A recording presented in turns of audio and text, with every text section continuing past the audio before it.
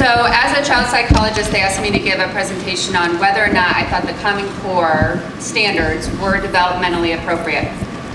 My talk is going to be sort of at the other end of the spectrum, looking at the entering grades and trying to see if the standards look okay for them. So, why? Why would we even care if they're developmentally appropriate? Well, you can answer that with one word, and that word is stress. Kids that are subjected to standards that aren't appropriate will be more stressed, and this is actually shown to be true in research. So this is just one of the research studies that has been done, but they just looked at kindergartners in a classroom, compared them in a developmentally appropriate classroom and one that wasn't, and the kids in the one that wasn't were in there biting their nails and twirling their hair and doing some of these other things, tremors and tics and looking nervous. And I like this one about having physical aches and pains, because as a psychologist, I can tell you that's the first sign of anxiety when your kids are little. So this is why it's important to really think about this. So to do this, I have to sort of give you a crash course in child development. But basically, in a nutshell, it means that we don't think that kids' brains are the same as adults' brains. They're different. They're still developing, and they keep developing from the time they're born until they're adults, and even onwards. So we generally do a pretty good job of this when our kids are babies and toddlers. You know, if a child hits its mom's mouth while they're holding the infant, we don't arrest that infant for assault, right? We all know, didn't mean to do that. So we do a good job. But once they start talking and start reasoning, we sort of stop doing that. And we generally think, well, if you're nice to them and you don't shame them, then you're being developmentally appropriate. But that's not really what we're talking about. What we're talking about is really understanding how their mind is developing and then matching how you are presenting information to them based on that. So I was going to do a little example about a typical exchange between a kindergartner teacher and a kindergartner. You might see, you know, little Jimmy goes over and scribbles on Susie's paper, and she runs off and she cries, and the teacher pulls him aside and very nicely says, you know, what do you think Susie was feeling when you did that? Or what would you think if she came over and did that to you? And it would look, you know, like she's being nice in typical kindergarten fashion. But I'm going to give you another little brief class in child development. So Piaget, most people have sort of heard of him if you took psychology. I'm going to skip his periods that aren't school age and go right to the preoperational phase, which is 2 to 7 years of age. So this includes kindergartners, first graders, 5, 6, 7 years of age. He divided development into periods. This one's called preoperational. It's kind of just what it sounds like, that they are cognitively really focused on how things look. So when you show them 2 cookies plus 3 cookies equal 5 cookies, and you have this demonstration here, they're going to kind of look at the 2 and the 3 and think that looks different than the 5 that are all together, and they're going to really struggle to understand that. But if you wait just a little bit longer, they're going to be in this concrete operational period where that is like fabulous for them. Practicing math facts is right up their alley. They love to do concrete operations. What distinguishes this from the next one called formal operational period is that they can't yet think abstractly. They are beginning it towards the end of the concrete period, but they're really not able to think abstractly until the formal operational period, which is 11 to 12. This is why when you try to bring algebra down and down and down and down, you sort of hit a wall around 5th, 6th grade. That you can introduce pre-algebra concepts around 6th grade and they sort of get it. They get it even easier at 7th grade, even easier in 8th grade. And that's because their brain is maturing and then they're now able to think abstractly. So it makes a difference when we introduce the material. So this is a typical 5 and 6-year-old. They believe other people see the world the same way they do. They cannot understand another person's perspective. So when they see something really cool in a book, they'll say, look, look, look in the book. And you have to tell them, like, turn the book so I can see it.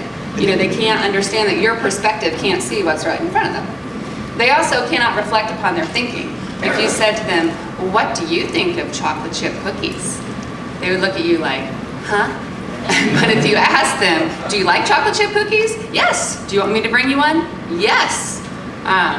So you can't really ask them to think about their thinking. The other part is that they are only semi-logical. So when you might ask a child, is Bugs Bunny real? And he'll say, well, he can talk, and bunnies don't talk, so he's probably not real. But if he didn't talk, he'd be real. So you can see that they're using a little bit of logic, but then it turns out not to be all that logical. And they also routinely confuse reality and fantasy. They don't have that down quite yet. So what are the consequences for children who are subjected to developmentally inappropriate standards? Well, if we go back to that case of little Jimmy who scribbled on Susie's paper, what will happen when the child just stares at her in confusion? The teacher's going to think like, oh, what a little psycho, right? He doesn't even empathize. He can't even tell me what this other kid's thinking or how she's feeling. So the teacher might walk away thinking there's something wrong with him. They might even communicate that to the parents, that they really need to work on empathy at home because their child is showing signs that they're not empathetic towards other kids. And the kid's obviously going to see the disapproval on the parent's face, or on the teacher's face too. So this is what's at stake with standards that are not developed with careful consideration for what's developmentally appropriate. First of all, from the child psychologist's perspective, you're going to stress out the kid. I'm going to be real busy because I specialize in anxiety, because I'm going to have a lot of really anxious kids. But it's going to affect the classroom as a whole, because the curriculum is going to include lessons and strategies that aren't appropriate, and the teacher's going to have to go over and over and over them to nail those down. And it's really going to leave less time for grade appropriate materials and really no time for repeating those or repetition. So I'm going to talk about math facts later and when to introduce those, and I'll defer to Professor Milgram, but I'll give a stab at it. But the other things are just what I talked about. The teachers are going to see typically developing children as delayed. Parents may be informed that their children are behind, and kids are going to get measured against inappropriate standards and might be held back or tracked into remedial classes that they don't really need. So this is I'm assuming all of you have probably seen the standards, but this is actually one of the parts of the math standards. These are called mathematical practices, and these are the same from kindergarten all the way up to 12th grade. So after your crash course in child development, I want you to read those and pick out the ones that aren't exactly developmentally appropriate for kindergartners. And your eye's going to go right to number 2, right? So you're going to see that this says that, students of mathematics in kindergarten should reason abstractly. And we actually know that's basically impossible for them. So in general, I see this with Common Core, and other people, as they discuss math and English standards later, can sort this out for me. But what I kind of saw was that they saw this college and career readiness goal, and then they backed those standards down all the way to kindergarten.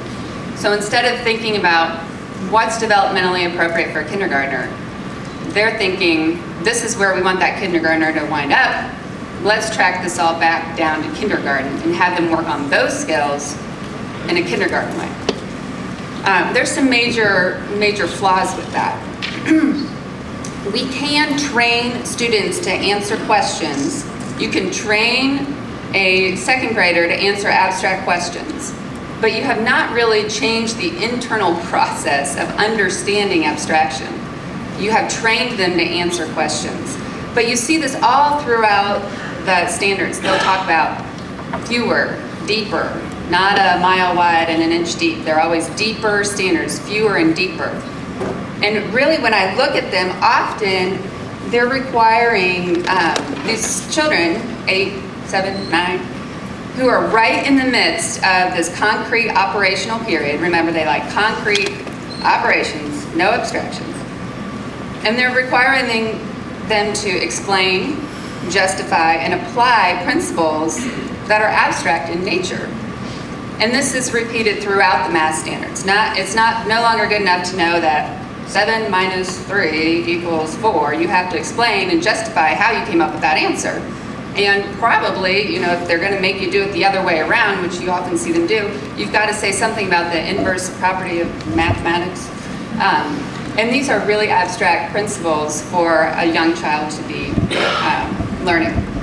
So if you told your kid, I'm going to give you this watch, and when this watch says 5 o'clock, you taught him how that works. When it's 5 o'clock, come inside because it's time for dinner, done playing. And that child went outside and he came in when that said 5 o'clock. You would think, I have taught him about the passage of time. He knows how to keep track of things, and he knows when to get inside. But if that watch stops working at 4:50, he's going to happily play for hours and hours and hours because you've not really helped him to internalize the concept of the passage of time. Adults will eventually say, hey, it's been a while. We better check on that. Kids are not going to think that. He's going to be looking at his watch if you've got him well trained. Sorry, here's my next one. Here are a few of the really specific standards that I wanted to pick on. There's lots of them. This one is English and language arts. So I'm not sure, I'm not a curriculum expert. I wasn't on the committee. Maybe we'll hear about that later. But this one seemed a little odd to me.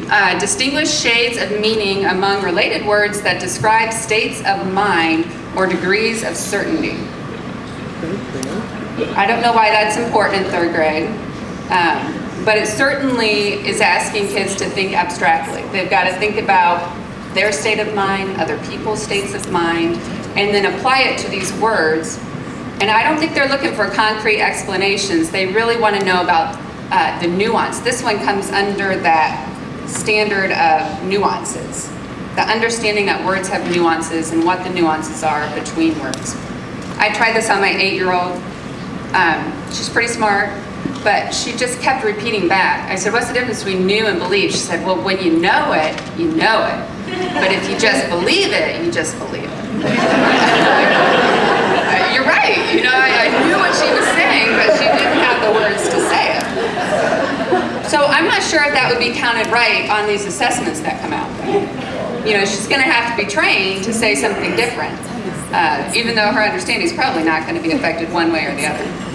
So I like this explanation that, if you're a kindergarten teacher and you are trying to make your math very abstract, and you hear one of your little kids using Cinderella in the word problem, that Cinderella had 2 apples, and she gave a friend an apple, how many apples does she have left?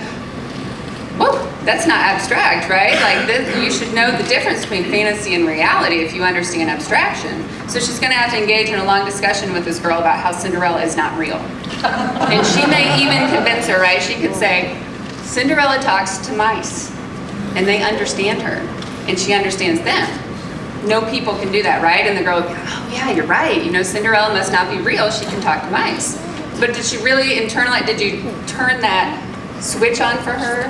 Did you make her understand the difference between fantasy and reality? Well, no, you didn't. You just trained her to say Cinderella isn't real. And she might be walking away thinking, oh, those darn mice, why are they in the movie? Because if they weren't in the movie, then Cinderella would be real. And then you ask her, well, is the Little Mermaid real? And she'll say, well, yeah, there's no mice in that movie. It's cool. She's good. Little Mermaid is indeed real. Now, if you had just waited until she was 7, she'd be like, oh yeah, she's not real. You wouldn't have had to teach it to her. She would just really understand it because her brain could understand that by now. So here's one that I hope gets covered somewhere, because I'm right in the middle of trying to teach my daughter math facts. That is a hard task. It takes a lot of repetition. You gotta do it again and again and again and again. So I was a little curious about why it started in kindergarten. One of the standards is that they will fluently add and subtract within 5. That's not that hard, right? It's only going up to 5. But we do know that they'll have to be drilled on this, right? Again and again. And we do know that they're in the pre-operational stage, which means that they haven't yet fully understood operations and how to change things. And if you had waited until they were about 7, they would learn those math facts a lot easier. And this is probably why in other curriculums you usually see memorizing and being fluent on math facts in the first grade, or maybe even in the second half of first grade, they're starting that. That's what I'm a little bit more used to. I was a little surprised to see it in the kindergarten standards. But this is again kind of what I saw in general with the standards, that they're trying to almost push down heavier, higher level things on the lower grades. And it takes a lot of time. It's going to take a lot of the teacher's time to get them to all know it fluently. It means you can answer that question within 3 seconds, right? Somewhere there. So you've got to get these little kindergartners. What's 2 plus 3? 5. You know, you've got to get them really fast. And that's going to take a lot of repetition, and it's going to take up a lot of time that they should have spent on more basic skills of counting, one-to-one correspondence, moving things around, things that are appropriate for a kindergartner to be working on. Some of them are going to be able to do this, but then the teacher's going to be wondering what's wrong with these other kids that don't know how to do this, and she's going to be worried about her own evaluations. There's lots of really interesting research on fluency of math facts, but we all know it's very important. There's a study, I don't know if they'll cover it later, but they did brain scans. So this is the neuroscience and psychology of me, brain scans of kids who were 12th graders doing math facts, and they were doing fMRIs. So this is sophisticated stuff. And they saw the ones that had them memorized and were fluent were using a different part of their brain than the ones who had to do computations. And we've all kind of known that, like, okay, if you don't practice your math facts and know them, then your brain power is being used by doing the computations for the little math facts, and it's not opened up to explore the other higher level thinking things.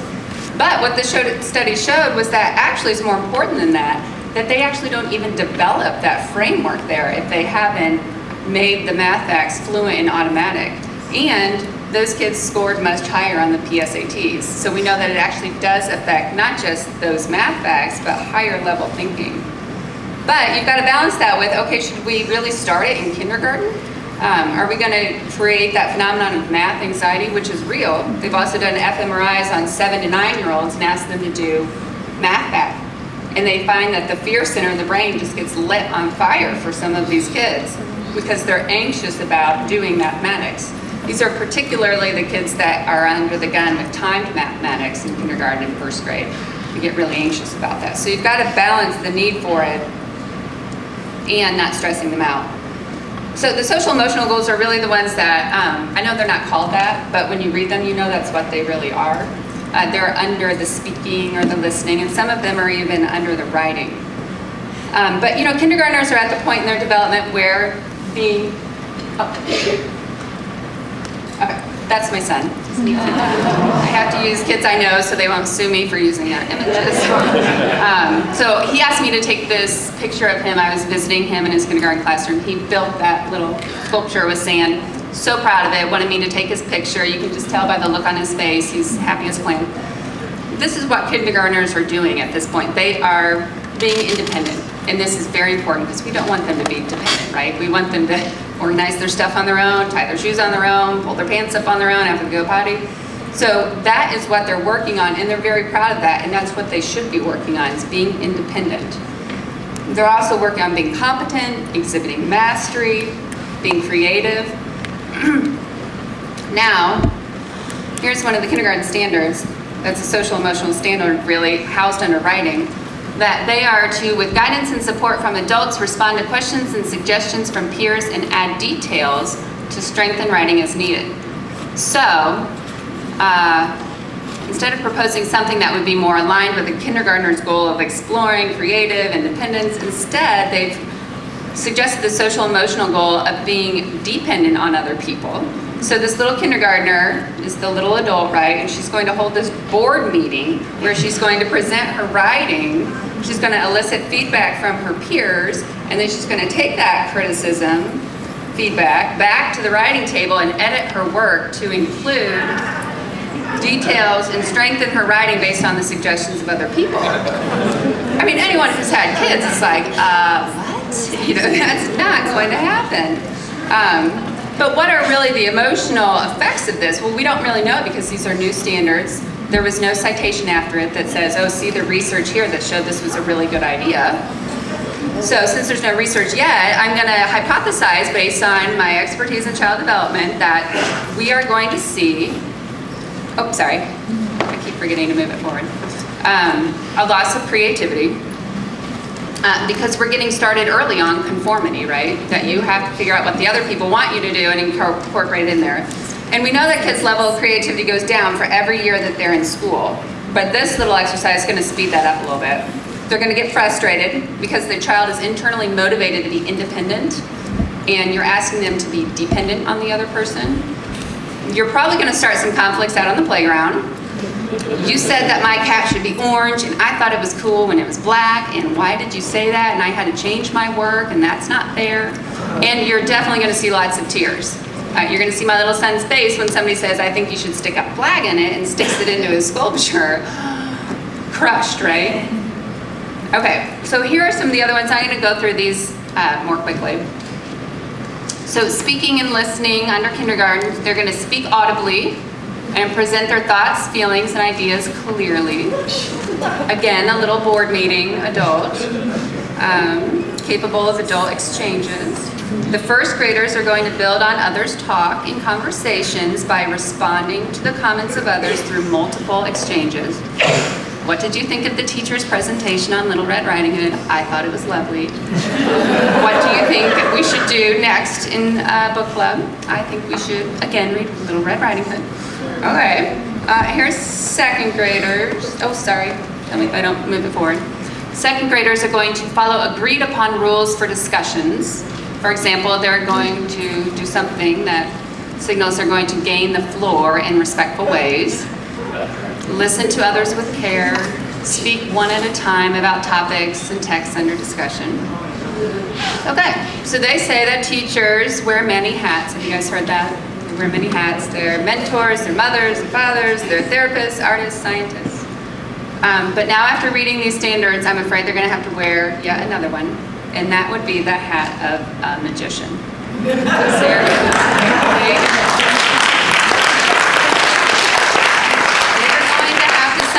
These little kids to sit down and do these things that we can't get adults to do. So, how did this happen? You know, how did it happen that a kindergarten goal is to hold a board meeting? And so they were talking about the committees, but when I look at the committee, I didn't see any early childhood educators, pre-kindergarten, kindergarten. I did see one, I think, or two, maybe elementary school teachers.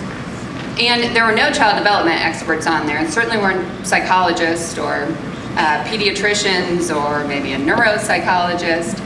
And you know, if in your work you often hear about this interdisciplinary approach and how that can be helpful. That somebody might say, hey, let's think about the standard on this way. And I'm not saying that I'd be the expert. I would not.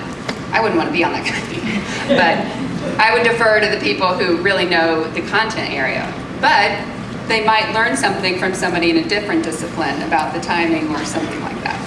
So additionally, it's not apparent that the individual standards were tied to any research. I mean, normally when you see something this important, you see these citations after it that have little people's names and dates, and that's because they're based on research. So this is my last slide here. You can go eat. So what do standards look like in other disciplines? So this is just one random standard I pulled out.